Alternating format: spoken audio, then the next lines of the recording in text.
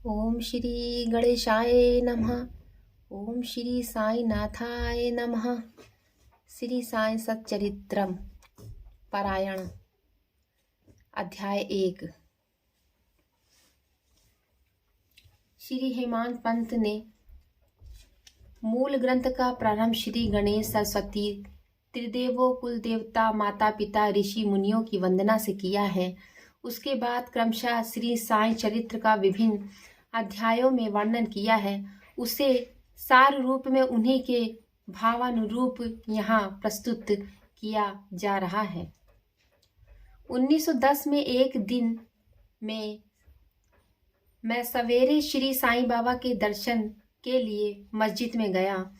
वहां का विचित्र दृश्य देखकर मेरे आश्चर्य का ठिकाना न रहा कि साईं बाबा मुंह हाथ धोने के बाद चक्की पीसने की तैयारी में जुटे थे।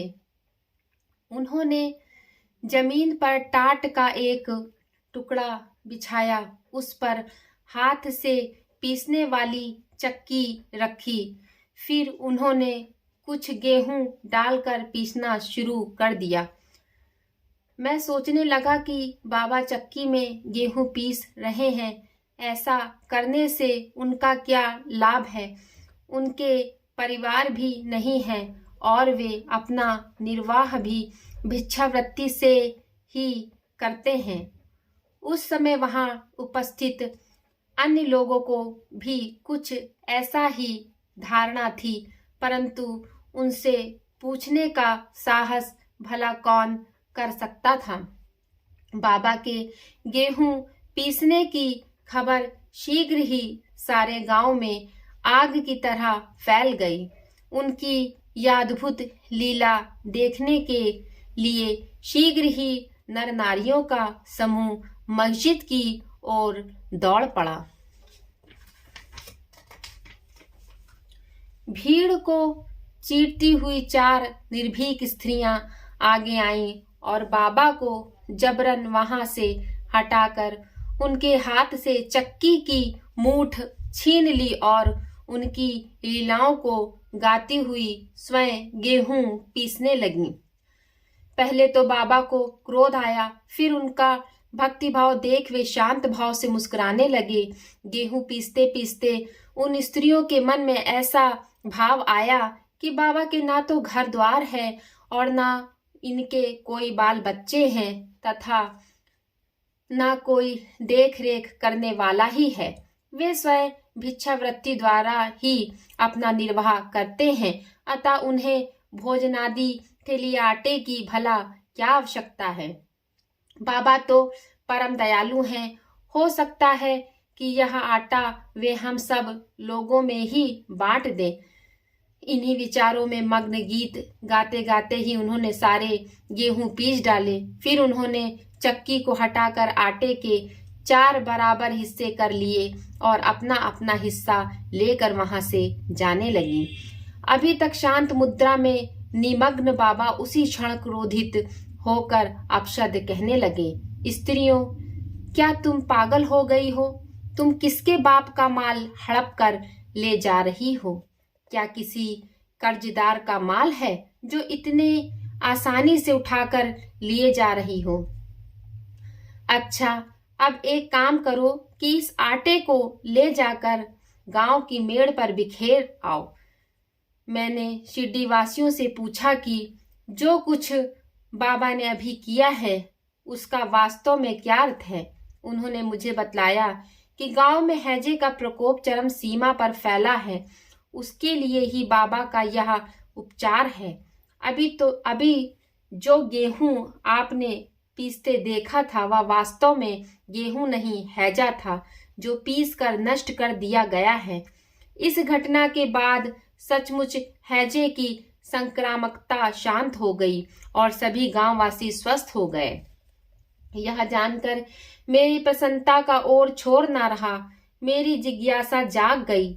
मैं स्वयं से ही प्रश्न करने लगा कि आटे और विसूचिका हैजा रोग का भला पारस्परिक संबंध क्या है?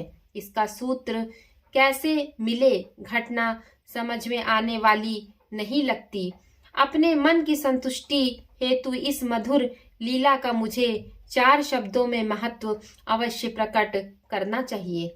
लीला पर चिंतन करते हुए मेरा हृदय प्रफुल्लित हो गया और इस प्रकार बाबा का जीवन चरित्र लिखने के लिए प्रेरणा मिल गई।